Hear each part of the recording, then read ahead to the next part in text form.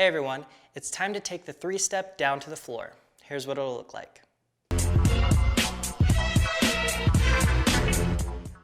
This move is very difficult and takes a lot of practice. Don't get frustrated. Remember, you can stop or rewind the video at any time. Let's do it. We're going to start by kicking out our right leg. Our weight will be on our right hand and left leg. From here, we will switch, kicking out our left leg. Our weight will be on our right leg and left hand. Let's go back and try that. Kick and kick. You will be slowly rotating towards the left.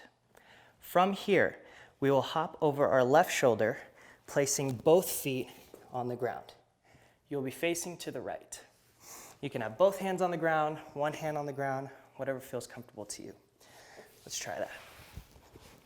And hop. Good. From here, we'll repeat that same action. We're going to kick right, kick left, and hop. Again, right, left, hop. One more time, right, left, hop. Good. Let's do it to some music. 5, 6, 7, 8. 1, 2, 3. 5, 6, 7, 8. 1, 2, 3, 4, 5, 6, 7, 8. Good job. You just learned the 3-step.